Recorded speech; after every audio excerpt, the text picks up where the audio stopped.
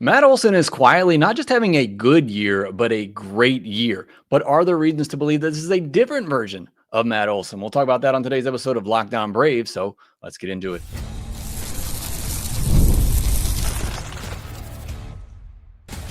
You are Locked On Braves, your daily Atlanta Braves podcast, part of the Locked On Podcast Network, your team every day. Hey, and welcome back to Locked On Braves, part of Locked On Sports Atlanta, where we cover your favorite Atlanta sports teams each and every day. I'm your host, Jake Mastriani. You can follow me on social media at shorts.ball. Check out the podcast there at LockedOn_Braves on X and Locked On Braves on Instagram. If you're new and you're watching this on YouTube, please hit that subscribe button as we're approaching 15,000 subscribers. You can help others find us as well. All you got to do, hit that little thumbs up button and leave me a comment down below, even if it's just to say, hey, here's a comment, or your shirt looks nice today. Whatever you want to say, you can do so down in the comment section, and it will help out the algorithms a ton. On the audio version today, you can also help out. Just leave a 5-star review on Apple, Spotify, or wherever you give your podcast. Thanks so much for your support here at Locked On Braves, making us your first listen of each and every day. Today's episode, we're going to take a look at Matt Olson and just how he is quietly having a great year and one of the best hitters in baseball this season, certainly one of the best first basemen, if not the best first baseman in all of baseball. We're going to dive into the numbers and see, is this a different version of Matt Olson? Is there something different about him this year that's made him a more complete hitter? And today's episode is brought to you by Gametime. Download the Gametime app, create an account, and use code LOCKEDONMLB for $20 off your first purchase. The Atlanta Braves take the first 3 games of the series against the Washington Nationals, and a big part of that was Matthew Olson, who is having a tremendous month of September, but also just a very underrated season. He might quietly be having one of the best seasons in baseball, and I think certainly Braves fans in particular, for whatever reason, just aren't really appreciating it, at least from what I see for the majority. I think part of that is just there are always going to be those fans that don't like Matt Olson simply because he's not Freddie Freeman, which talk about a little bit maybe later on. He might be more like Freddie Freeman than you believe. But going into Wednesday's action, 20th in all of baseball in F4. I mean, you're talking about one of the top hitters in all of baseball this year. And he has the highest F4 among all first basemen and well above anybody else in the National League. I mean, you can argue that maybe Vlad Guerrero Jr. has been the better first baseman overall this year. There really isn't much of an argument for anybody else being a better first baseman than Matt Olson in the National League this year, whether that's Bryce Harper, Freddie Freeman. Matt Olson's been far and above better than either of those guys in the National League. And you can just look at the numbers on the season. And I had this written up before Tuesday's action. Then he had a big Tuesday, so I had to update it. And here we are recording on a Wednesday afternoon now. 278, 371, 491 slash line. That's an 862 OPS. So just fantastic numbers right there off the rip. 27 home runs, 90 runs, 91 RBIs. I mean, he is approaching, with this huge September that he's having, he's approaching a 30, 100, and 100 season. And obviously, he's been batting a lot in the 2-hole this year, which isn't giving him a lot of RBI opportunities. And even before that, when he was batting lower in the lineup, just wasn't anybody really getting on base in front of him. So he's still approaching a 30, 100, 100 season, which would be pretty incredible. 12.7% walk rate, 24.2% strikeout rate. That 24% strikeout rate is about on his career average. That is the one thing that you have seen throughout the year when he has struggled at times. There's the month of May, and then I think it was the month of June. I apologize, I didn't write it down, but there's been 2 months this year in particular where his strikeout rate has ballooned up to 30%. And then we've seen months where it's closer to 20 or even under that at times. But for the most part, where it is on the whole is where it's always been for his career. A 213 ISO for a guy who we talked about, it seems like he's losing some of that power. It's still a 213 ISO and still a 491 slug. A 139 WRC plus and 39 doubles. So he's approaching 40 doubles as well. And now you look at his ranks among first basemen.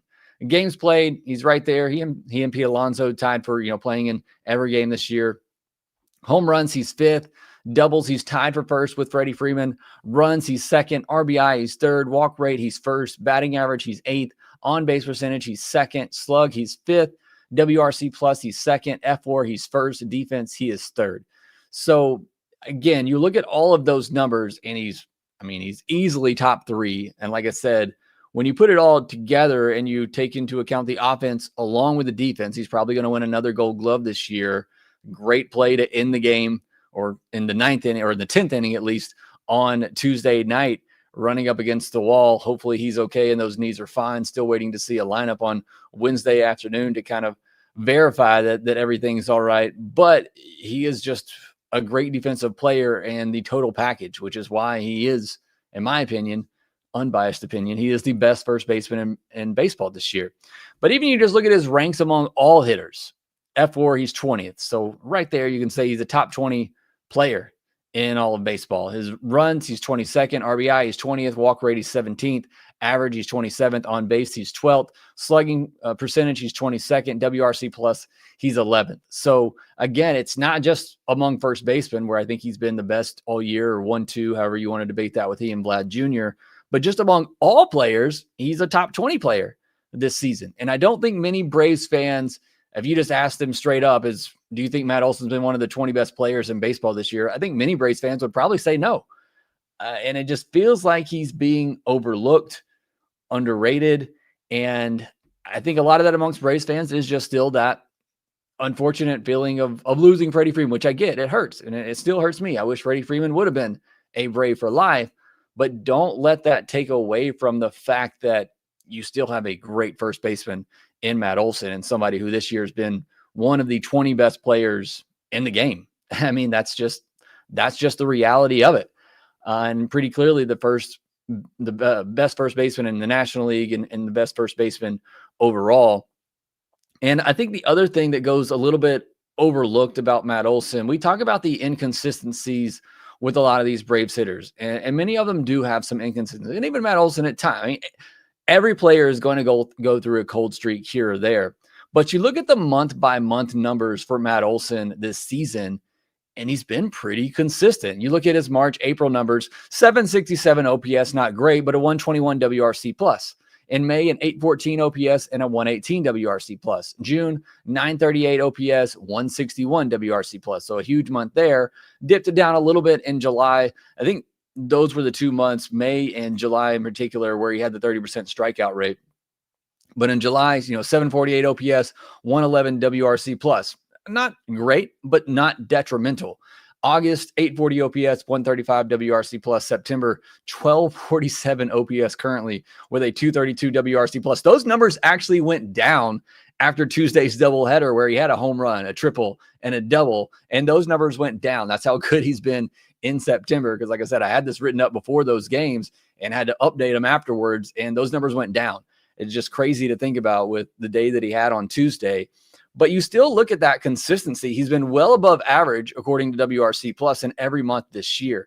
And this is kind of a side tangent, but we talked a lot about not just this year, but last year, and even in the years prior when the Braves offense as a whole was really good, the inconsistency of some of these Braves players month to month. And I typically do a monthly recap throughout the season, and we'll look at it, and there'll be one or two players who had an 800 plus OPS. Like, they had really good months. And then there might be one player who had like a 600-700 OPS. And then everybody else feels like they're below 600 OPS for the month. And that is just, you can't have that level of inconsistency where you got two, maybe three players that have, good to great months. You got one player kind of in between, and then half of your lineup is just a complete negative. And that has been the big frustration for me with this Braves team, particularly this year and last year, is that it's not just that guys are having bad months, but you have half your lineup giving you nothing. And while you understand guys are going to have highs and lows, and some guys are going to have great, look at Michael Harris, had a huge month, but now this month it's a complete negative. And it's just, you can't fall off to the point where you are a complete negative offensively for an entire month. And that's what you've seen a lot from the past 2 years with this Braves team, is that you either have a guy having a fantastic month, 800 OPS plus, or it's below 600. There's just been no in between with a lot of these players, where their down month is, 600, 700 OPS. Certainly not great, not what you want, but is not going to kill you. And that has been my biggest frustration with this offense, is just the inconsistency from top to bottom. There's just too many guys that are complete negatives for an entire month, instead of just, having a down month and being in the 600, 700 OPS range to being below 600. And that's something that has to improve. But bringing it back to Matt Olson, that's something he's been great of. I mean, he hasn't had an OPS below 748 for an entire month. He hasn't had a WRC plus below 110 for an entire month this year. He has been so consistent from beginning to end. And I don't think we've appreciated that enough about Matt Olson this season. So having a fantastic year. But what I really want to know is, are we seeing a different, perhaps more well-rounded version of Matt Olson, or is he just simply having, a good odd number year like he is accustomed to doing? We'll talk about that here next. This episode is brought to you by PrizePicks, the daily fantasy app where making the right call can actually pay off. You and I make decisions every day, but on PrizePicks, being right means cashing in. With football back, PrizePicks is the simplest and fastest way to get in on the action. Just pick more or less on 2 to 6 player projections, and you can turn your takes into real prizes, all in less than 60 seconds. You also got the final games of the Major League Baseball regular season come up with the postseason. You'll see that on PrizePicks. It's quick, it's easy, and the best part is, even if one of your picks misses, PrizePicks invented the flex play, so you can still double your money. Also, if you have issues controlling the way you game, visit prizepicks.com/help-center/responsible-gaming for tips on how to practice responsible gaming. Download PrizePicks app today. Use code LOCKEDONMLB to get $50 in lineups after you play your first $5 lineup. That's code LOCKEDONMLB for $50 in lineups after your first $5 play. PrizePicks, it's good to be right. Thank you, as always, making Locked On Braves your first listen of each and every day. Go check out Locked On MLB for your second listen of the day, solely getting you caught up on everything happening around Major League Baseball, and the guys from MLB Game Night bringing you the biggest moments from each and every night for those teams that are in postseason contention and trying to get to the playoffs. You can check all that out at Locked On MLB. We'll have 2 more episodes for you this week on Locked On Braves, including our mailbag episode we'll have on Friday. So get your questions ready for that. You always do a fantastic job delivering some very unique and interesting questions on your Atlanta Braves. Let's jump back into this Matt Olson conversation, though, because he's having a great year. Like I said, top 20 player in all of baseball this season, but we've seen him have great years before and follow it up with duds. So kind of like what we've talked about with Michael Harris earlier this month, what we talked about with Bryce Elder last week, we've seen good stretches from those guys, but do you see something tangible in what they're doing in those good stretches compared to their bad stretches to make you believe that this is sustainable? And if you'll remember with Michael Harris, I said, the mechanical changes are the only thing we really have to hang our hat on, because the plate discipline approach still all bad. And you're seeing, unfortunately, this month that is hurting him. We talked about with Bryce Elder, he's going to have some good stretches, but it's a fine line between him being good and bad. And the only real difference we saw with him in his good starts and his good stretch, his bad starts, is the 4-seam fastball location. And you just saw in his previous start, the 4-seam fastball location was bad, and he got hurt in it.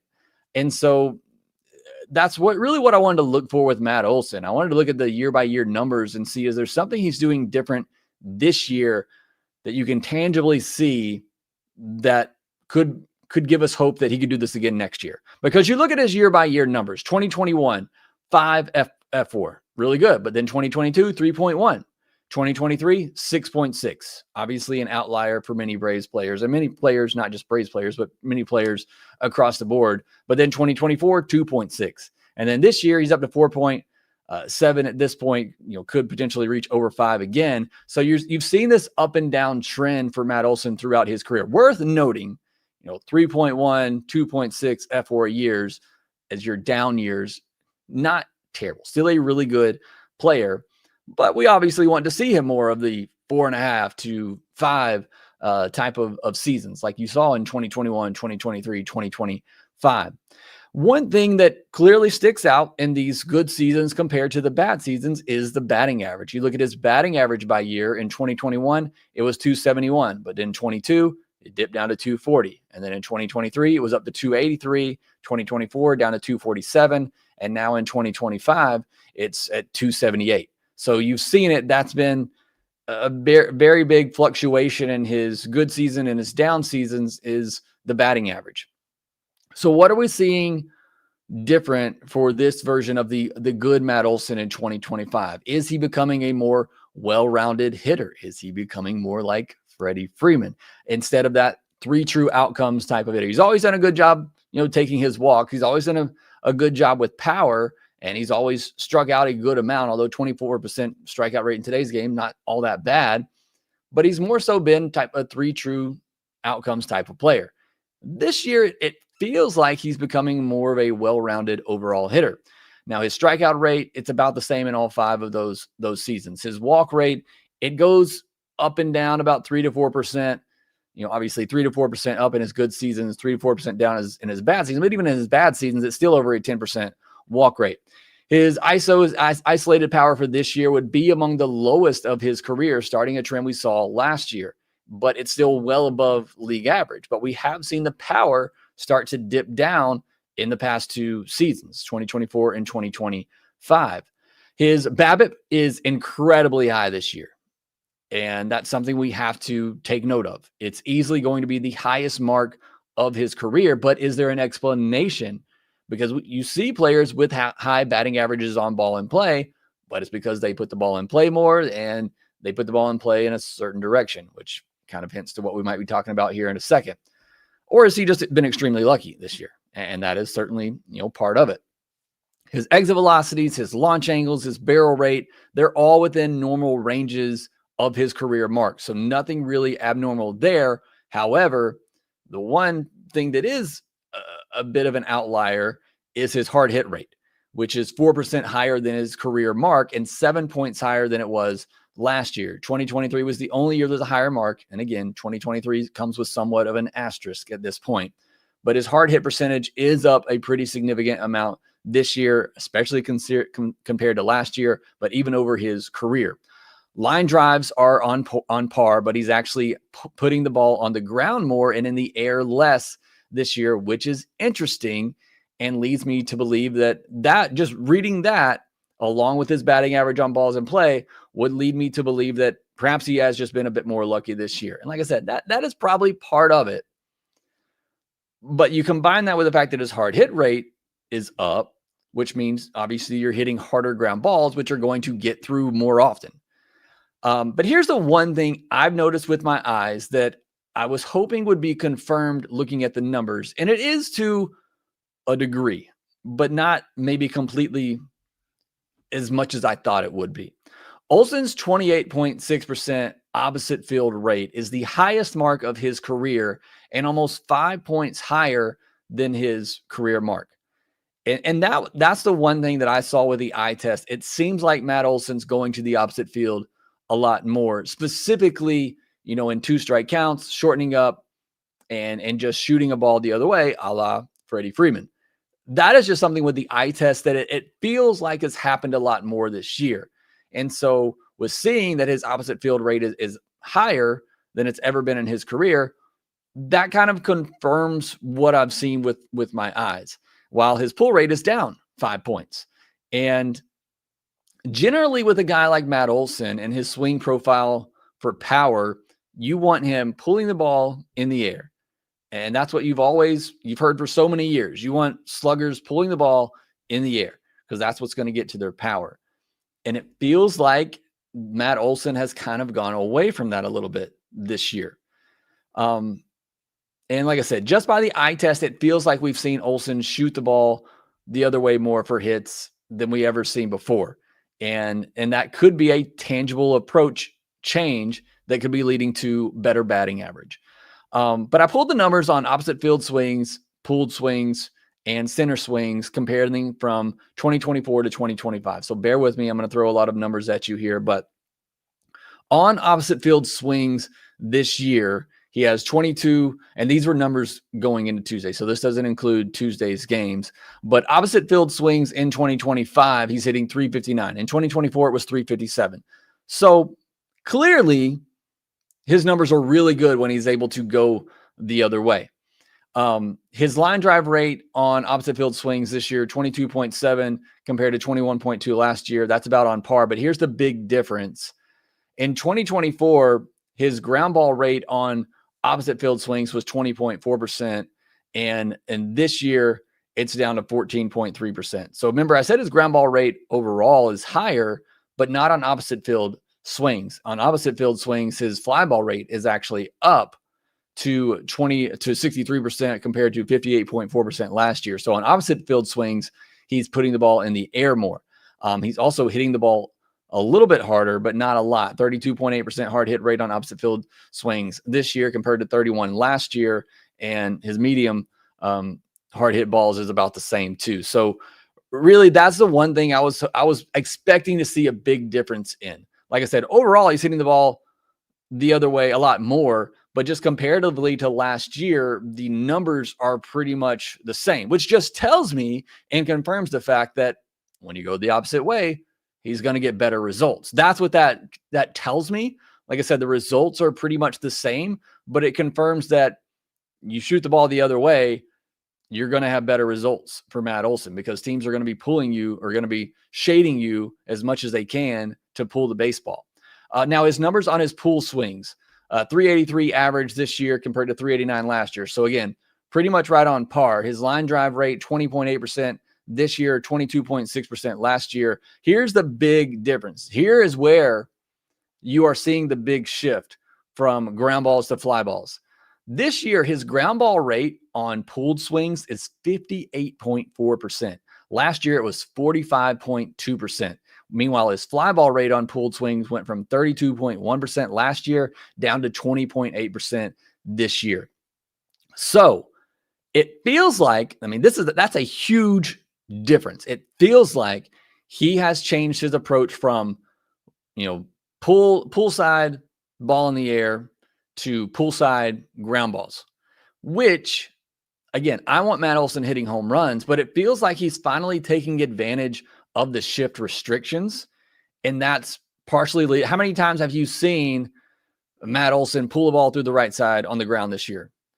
I feel like it happens a lot more than we've normally seen. And look, you might not agree with that approach. You might want Matt Olson to continue to try to pull the ball in the air to get to that power.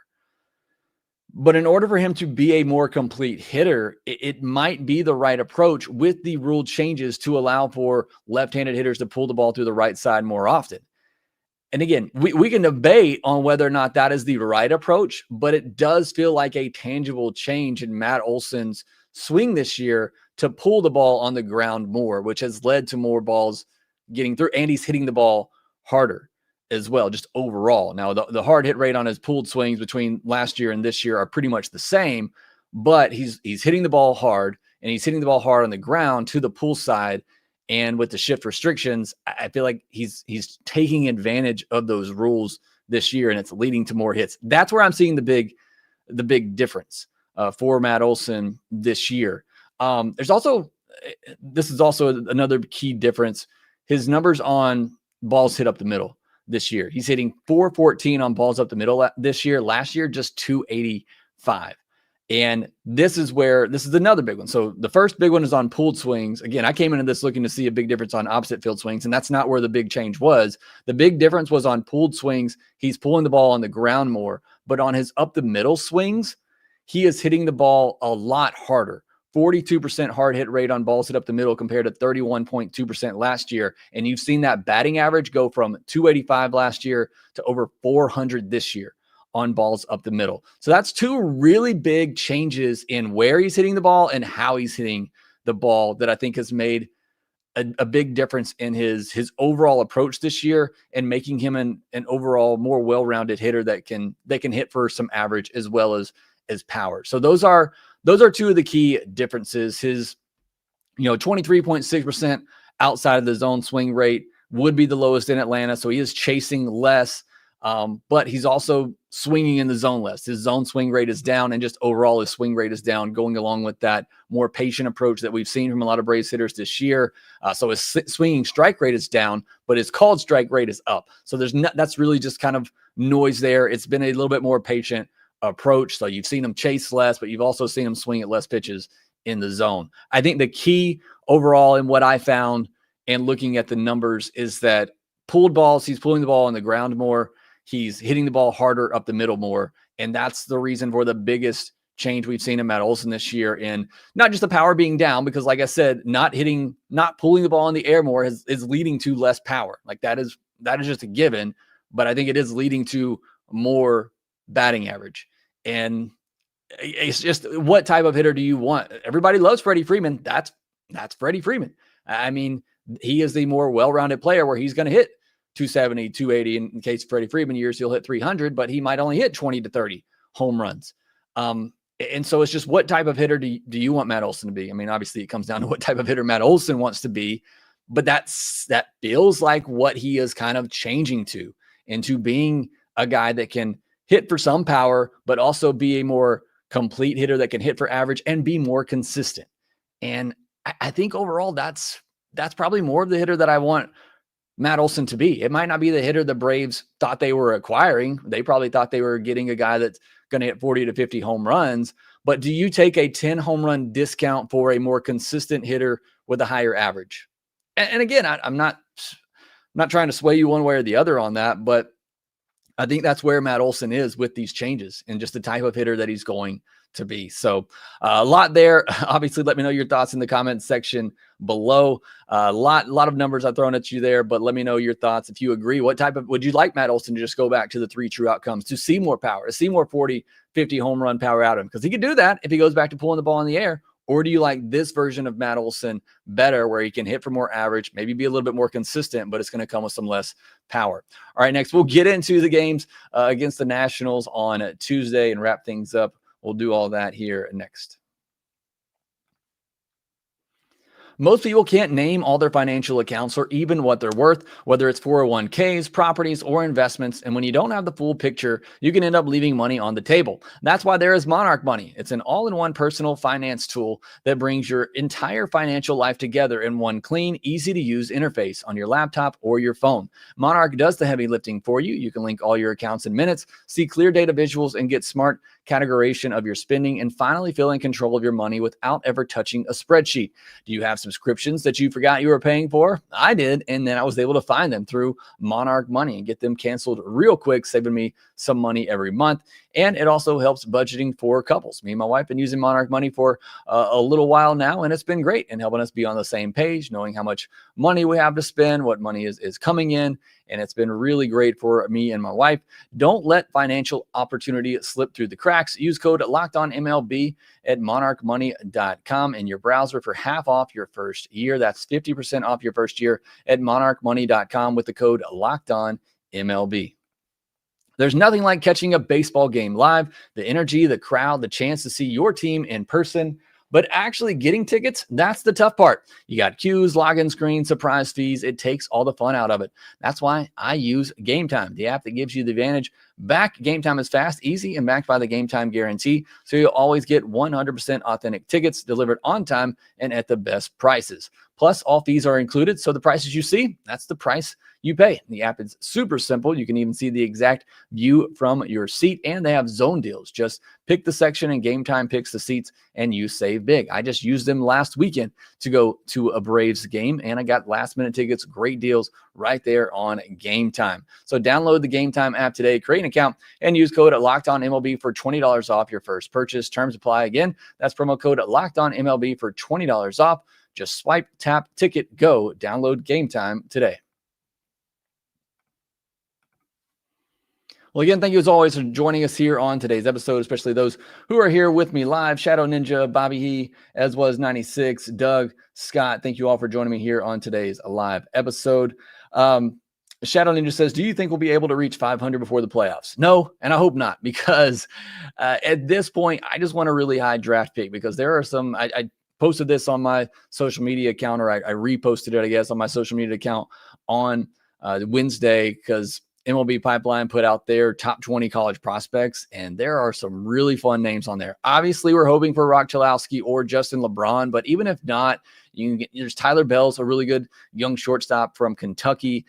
Gavin Grahovac from Texas A&M, who was injured all of last year, but was looking like maybe a 1-1 pick in his freshman year. Really good hitter. Derek Curiel from LSU, really good outfield hitter. Liam Hendricks, the pitcher from Florida, or Liam Peterson rather, the pitcher from Florida. There are some really good, and those are just the college players. There's obviously some really good high schoolers in there as well that the Braves will have a shot at. So, yeah, there's just, as Bobby says, there's not much point in getting back to 500 at this point.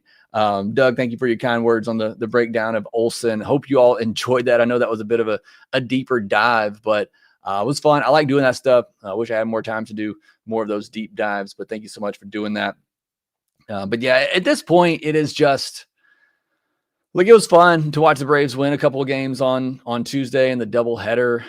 But it's hypocritical of me to say that. And I said it in the podcast on Monday when I talked about this team quitting. And then, of course, they go out and win 4 games in a row. But I mean, it's best for the team for them to lose, because you're not really gaining much by winning these games at this point. But I mean, I'm glad to see the team is still, somewhat playing hard and winning some games here down the stretch. And it makes it better for me and Lindsay on the postcast to talk about a win and the team playing well. But I made this point too on the podcast that I did Monday, talking about this team quitting. I said, it doesn't matter to me what happens in these last 2 weeks when you're playing the Nationals and you're playing the Pirates and you're playing other teams that have nothing really else to play for. You had that stretch against the Cubs and the Mariners and the Astros to prove this was still a good team, and you failed. And so it doesn't really matter results-wise what happens the rest of the way. You already kind of showed me who you were in that stretch at the beginning of September, where you had a chance to kind of prove you still belonged with those teams, and you clearly didn't. So that's just kind of where I'm at with this team the rest of the season. Be great. It wouldn't surprise me. They beat up on the Nationals and beat them 7 times here at the end of the season. Take the Pirates series at the end of it. It's not really going to change my view of this team and really my outlook going into the offseason. But the Braves did get the doubleheader. You want to hear more about that, go listen to the postcast with me and Lindsay. Great game from Jose Suarez. I'm not fully buying it. I am buying Chris Sale as being a Cy Young contender again next season if he's healthy. Matt Olson, we talked about a lot. He had a big day. Ha-Seong Kim as well. So you want to check that out, go listen to the postcast. Hopefully we'll get to see Hurston Waldrop on Wednesday if that game is not rained out. Still haven't seen a lineup from that. I was hoping to see one here before we got done to see if Matt Olson was back in there. Hopefully those knees are okay. But if they do play, me and Lindsay will be back with a postcast on that one. If not, we'll see you back on Friday. But you'll see me here at least 2 more times this week. So make sure you subscribe to Locked On Braves on YouTube, and make sure that you rate, review, and subscribe to the Locked On Braves podcast wherever you get your podcast. And we will talk to you next.